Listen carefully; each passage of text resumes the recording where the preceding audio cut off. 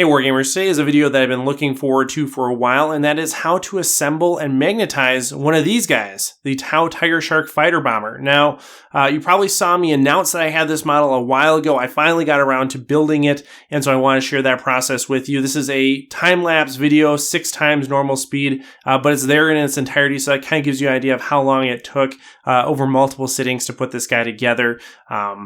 But yeah, we're going to go over the assembly process. At the point that this video picks up, I've already cleaned it. So it sat in, water with like Dawn dishwashing detergent for a while, scrubbed it, make sure there wasn't any shiny spots. That's the normal protocol for cleaning Forgeworld resin. Go ahead and do that if you haven't done that already. And then I removed the sprue from the main fuselage and a few of the larger components ahead of time.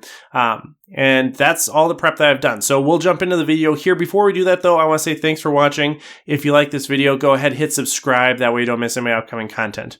Okay, so without further ado, let's get into the assembly and magnetization process. Okay, so at this point I've removed the fuselage and wings from the sprue, and I am just cleaning up a little bit of the back end of the fuselage using a file. I want to make sure I do that before I get into the assembly at all, because I expect that the assembly will make things a little bit more difficult to handle, a little bit more of a chance of breakage if I'm handling the fuselage, and so I'm making sure that the back is filed down and nice and smooth before I start the real assembly process. I do the same thing for the wings and make sure that they are nice and smooth and that they fit the sides of the fuselage well. At this point, I'm now using my super glue to adhere the wings to the side of the fuselage. You may have noticed that I did a live stream a little bit ago where I tried to start this process and had some difficulty using my super glue to get the wings to attach.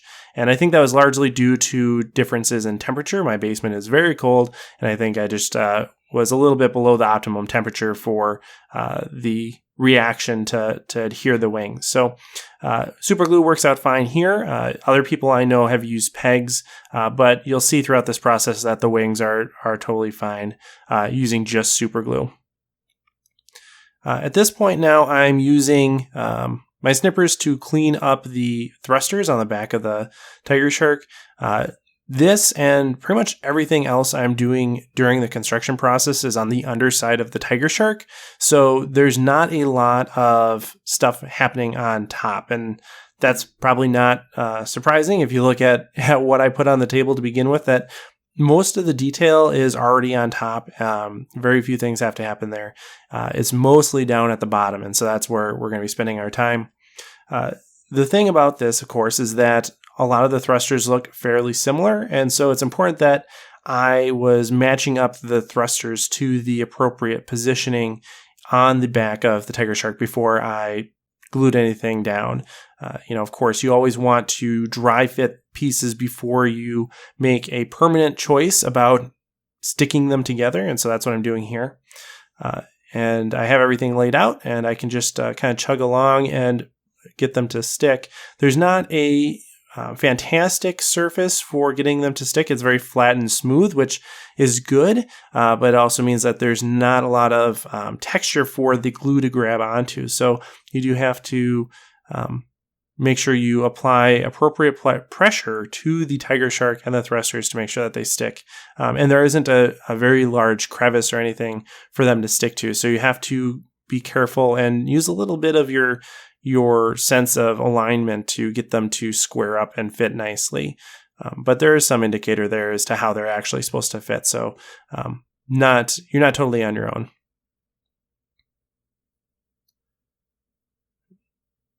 Yeah, and you can see how the thrusters are not perfectly adhering to the Tigershark immediately. There's a little bit of wiggle room here.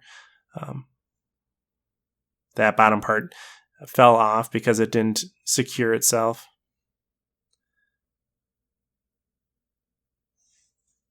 All right, now I'm moving on to step 3. Oh no, this is still step 2. So step 2 here, I'm putting on the side thrusters because I almost forgot about them.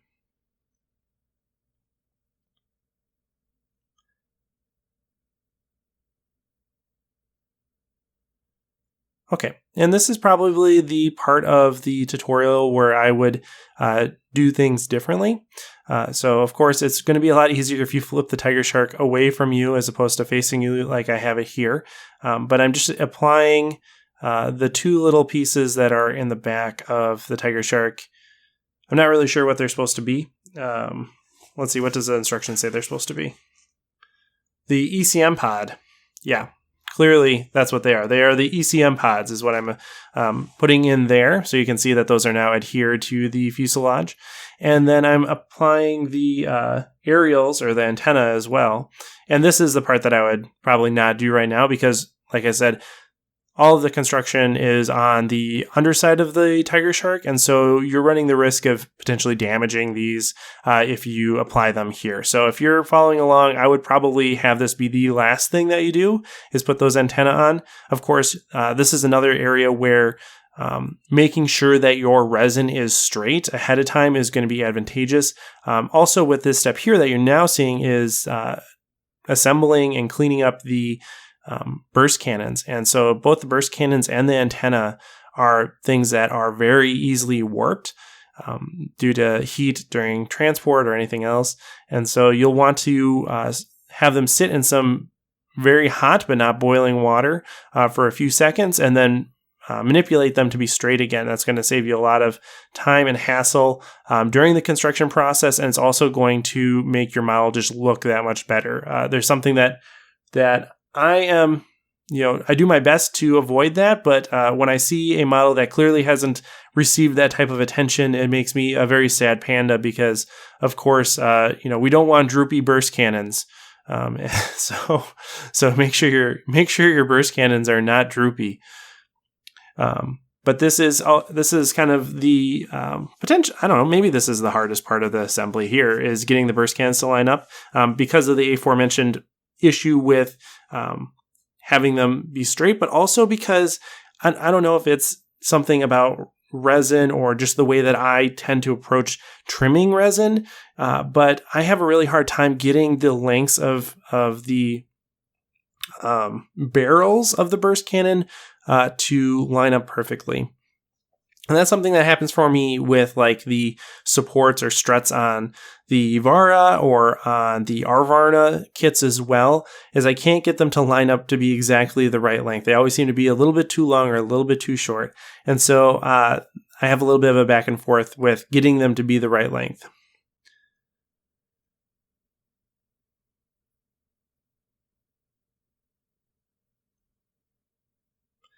Okay, so at this point I am starting to assemble the turret bodies.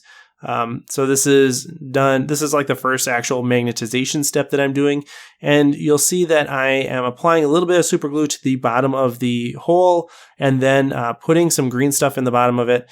I have a set of magnets off screen, and I always maintain the magnets in the same orientation. Generally, I use a weapon like a smart missile system or something so that I know that my parts are going to be interchangeable.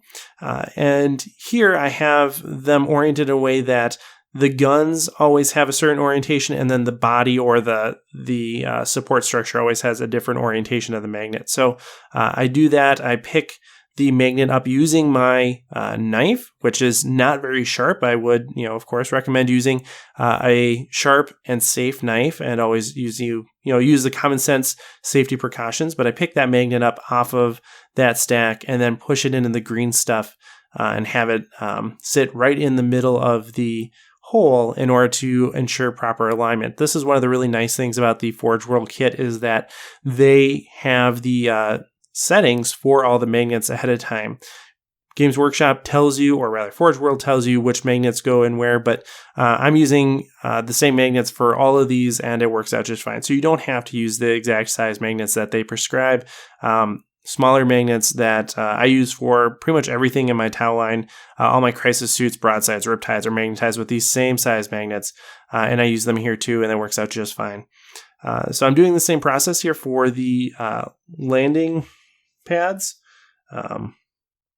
Works out the same again because these are not part of the fuselage. I'm having them have the same orientation as the weapons. So the magnet is going in that same polarity.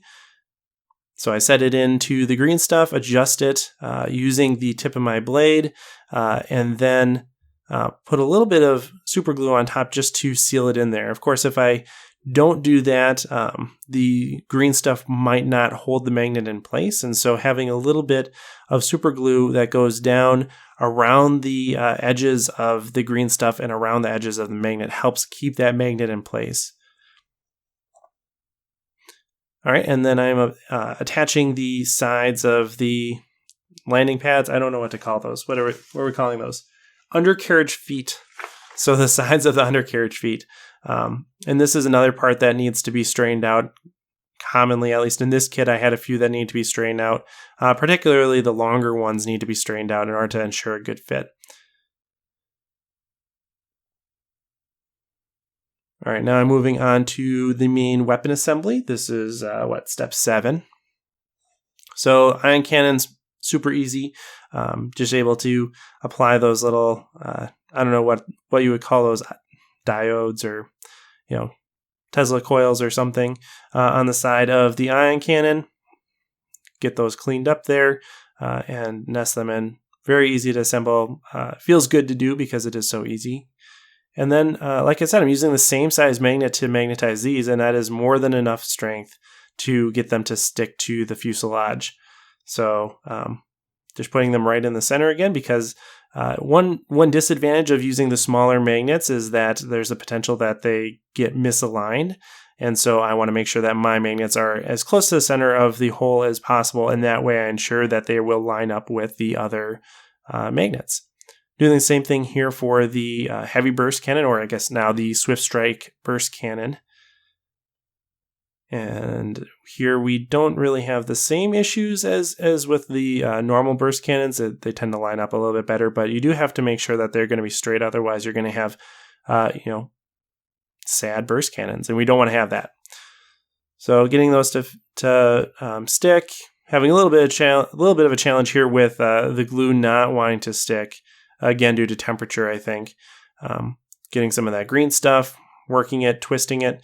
I think this is a tip that I picked up a while ago, is that twisting green stuff seems to work a little bit better than kneading it, at least for me, just because you're getting a little bit more of a consistent mixture of blue and yellow. And of course, the thing about using the strips of green stuff like you can see I'm using here is that you have a better shot at getting an even combination of blue and yellow. But really for this, I think having a little bit more yellow is useful because the yellow is kind of the sticky part of the formula, and the blue is the structural or the harder part of the formula. And so having a little bit extra stickiness in your green stuff helps keep that magnet in place. And so, going a little bit more yellow than blue, I think can be useful. Okay, so these are the magnets on the top of the turrets. And again, this is going to use the opposite orientation as the weapons and as the landing pads, or the undercarriage feet, as we're calling them technically. And I'm just making sure, you'll see this throughout, that I might take two pieces and push them together. Those are pieces that I expect to repel each other. So I'm putting pieces together that I think are going to not be attracted to each other. So they're generally going to be the same part. So here I was pushing two of the turret tops together because I expected them to repel each other. If they did not, and they were attracted to each other, two things would happen. One would be that they would probably rip the magnets out of the socket because they're not cured yet. The glue hasn't dried, the green stuff hasn't dried yet. And so the magnet would easily come out of its spot. But I would also know that I didn't put them in the correct direction because they are supposed to be the same, and so they should repel. But if they are attracted to each other, clearly I put the magnet in the wrong way. And so I have second thoughts several times throughout this process about whether or not I put them in the correct direction. And so I am testing that using like constructed pieces, typically the same piece, because they should have the same polarity. And you can see the process here of getting the magnets off of the Smart Missile System. Again, the Smart Missile System represents kind of the master polarity for the assembly. And having it be like this larger piece is really useful because I'm not going to get confused. If I just have these magnets sitting on a metallic surface, I could easily get confused about which way they're supposed to go. But the smart missile system is already magnetized and is not going to change. So that's not an issue.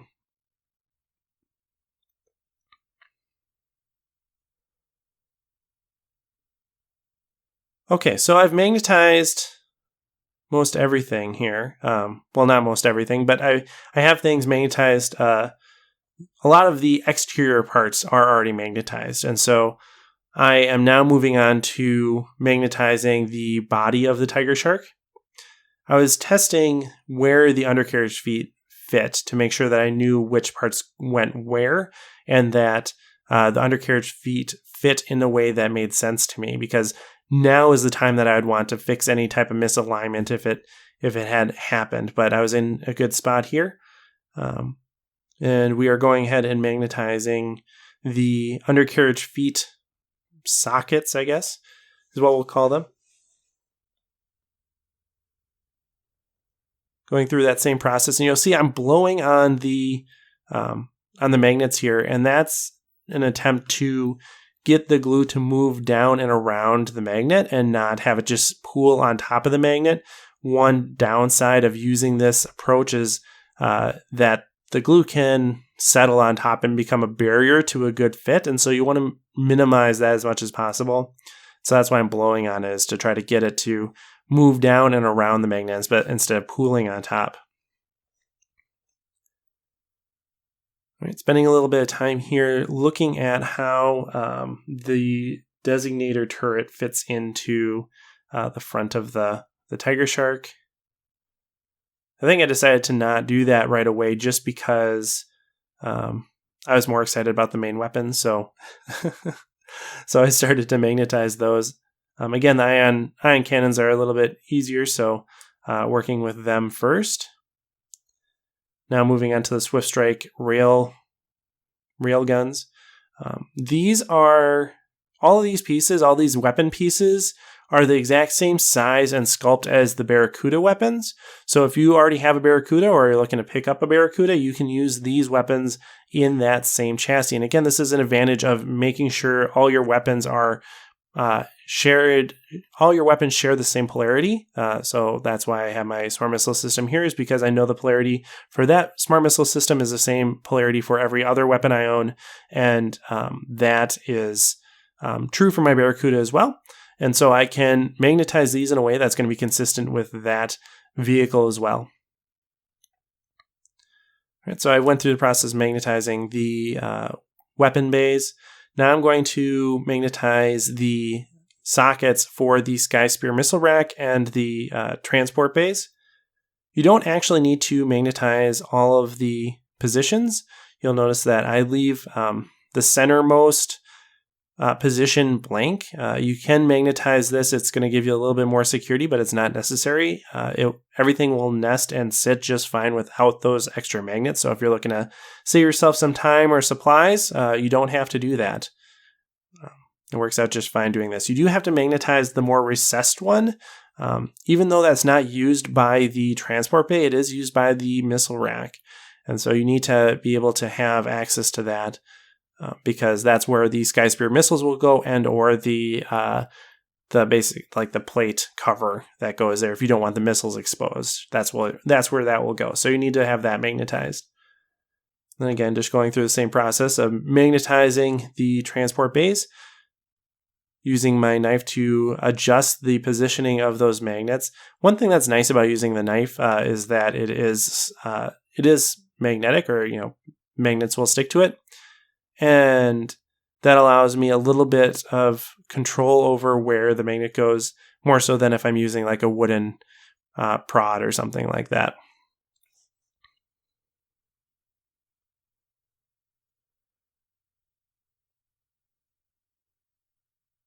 All right, doing a little bit of cleanup work here. The missile racks have sprue pieces that go across the center of them, and that requires a little bit of work to get them cleaned up. So I went ahead, snipped those off, used my hobby knife to clean off the bulk of that extra stuff, and then I filed it down to create a smooth surface.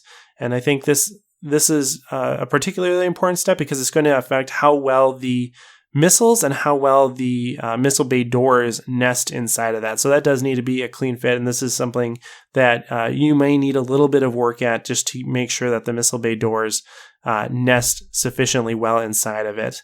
Otherwise, they're going to poke out a little bit and look kind of wonky. So make sure that that's a clean surface there. Make sure the missile doors are smooth as well. But again, just going through the process of super glue, green stuff, magnet, super glue, and adjusting the magnet position throughout that process. All right, at this point I am cleaning up and assembling the Sky Spear missiles. The Sky Spear missiles are basically large seeker missiles. They are pretty distinct compared to the seeker missiles. You can see down in the lower right-hand corner of the screen here are the seeker missiles. They're much smaller than the Sky Spear missiles.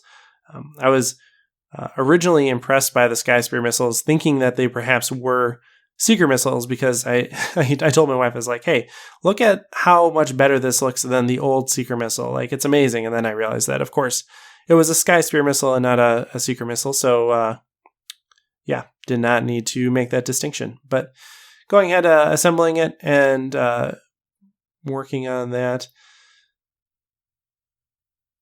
Yep. All right. So these are the missile doors for the Sky Spear missiles.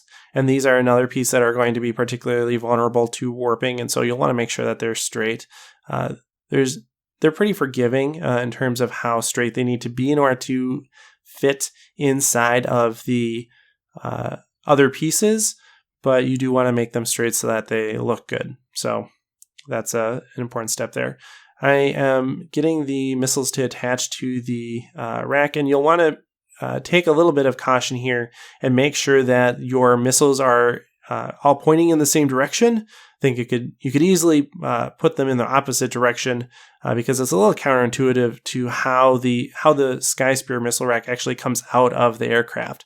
So just take a moment, make sure that they're all pointing in the same direction, and you'll be fine. Okay, again, positioning the magnet using the hobby blade. I have one of the missile racks set here, but yeah, I'm working on getting a little bit more green stuff together. The challenge with this is a little bit of an annoyance and a confusing choice from my perspective on behalf of Forgeworld is that they left the socket for these magnets open on the bottom. And so I suppose this is one place where having the appropriately sized magnet would be advantageous because you're not going to fall through the space in the bottom of the socket for the Sky Spear missiles. But if you are not using that larger size magnet, you just need to put a little bit of green stuff on the bottom there and do your best to not have that green stuff poke its way out. It is recessed. You're not going to see it in all likelihood, but just for the perfectionist or for people that care about that sort of thing, you'll want to make sure that the green stuff isn't just like spewing out the bottom of the missile rack because that's not going to look as nice as if you minimize that. So yeah, just take a little bit of caution there. I am cleaning up the seeker missiles here, getting those all ready to go. And these guys are a lot smaller, like I said, than the Sky Spear missiles. The seeker missiles are smaller. And then there are the, I don't know, what are we going to call these? Pylons. Yeah, I guess pylons is a good word for them.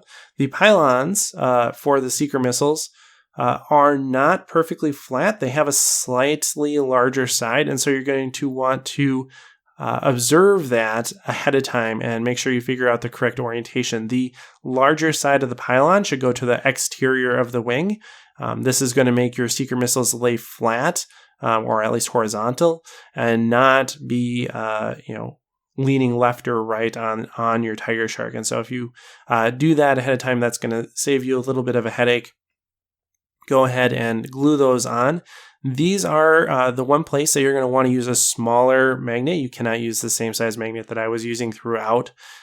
Instead, you have to use a smaller one.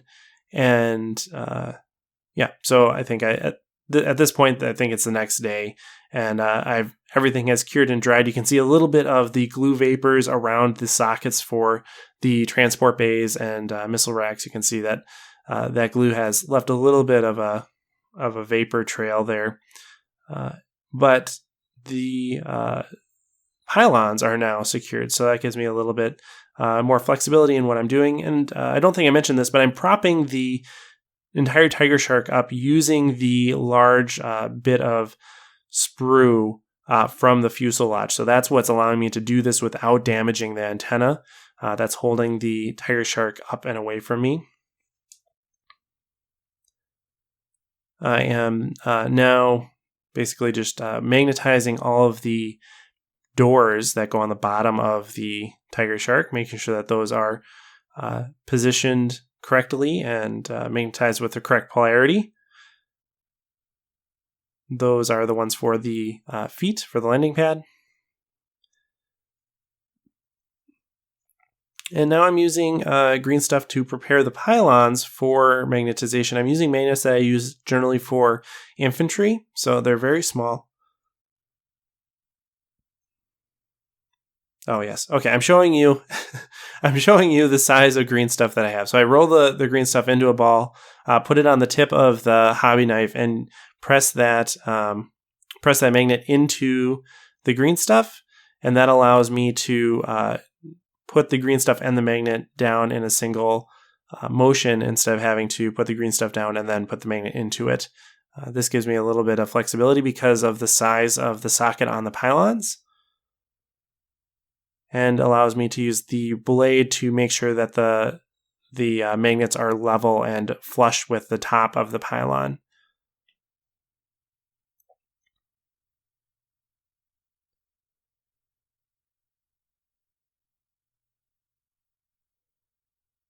Right, the very last thing I'm going to magnetize here are the seeker missiles, and I'm going to do the exact same process. Again, making sure that the polarity matches the polarity of the magnets in the seeker missile or in the smart missile systems. Lots of missiles, guys. Lots of missiles to talk about. Making sure that it's consistent with the polarity of the smart missile systems. Getting a little bit more green stuff here.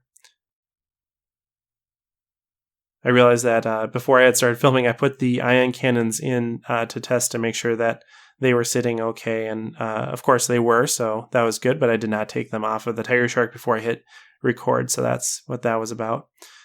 Working in pairs here, making sure I get all my seeker missiles done. I don't want to try to do all of them at once. I don't want to try to do any part all at once just because I want to make sure that I keep my materials fresh and exposed to the air for a minimum amount of time. I don't want to make like a huge ball of green stuff and then end up not being able to use it all and wasting it. So at that point, I'm checking to make sure that the seeker missile magnet is in the correct polarity.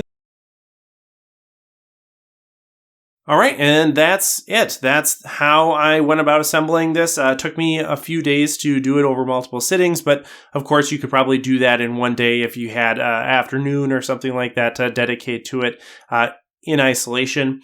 But yeah, it works out pretty well. I mean, you can see everything sticking. Nothing really is loose. Probably the most finicky component of it is the seeker missiles. I probably could use slightly larger magnets on that, but for the most part, it's fine. All the stuff on the bottom of the Tigershark, comes off, stays in pretty easily, especially these main guns here. These are the best part.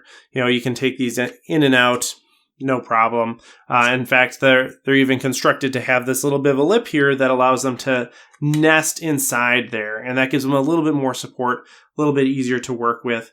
But yeah, everything works out just fine. I have some extra maneuverability or posability with the model because of magnetization. So like this sight and front here moves. That's not necessarily something that has to be magnetized. It's not like there's another option for that. But by magnetizing it, I give it some greater interactive ability. Same thing with the stuff in back. You can move that now, whereas if you didn't magnetize it, you couldn't do that. So I like it. I think it's pretty darn cool. Not a lot of work has to go into this in terms of cleanup. All the gaps here are going to be able to be filled in with paint, basically. So a very clean and simple model to put together. So really nothing to too difficult about it. Hopefully this video helped. If you have questions, put them in the comments below. And of course, happy wargaming. Hey everyone, this video is made possible by my supporters over on Patreon. If you enjoyed this video, consider joining our community over there as well. Special thanks to No Excuses Panda, Scott Heater, Tau Oswald, Nick Steele, Jared Egler, Scott J. Smith, Stephen Cohen, Brian Mann, Jake Johnson, Eric Jackson, Benjamin, RP, Julian Peck, Andy M. Young, Peter Benjamin Parker, and Giovanni DiMaggio.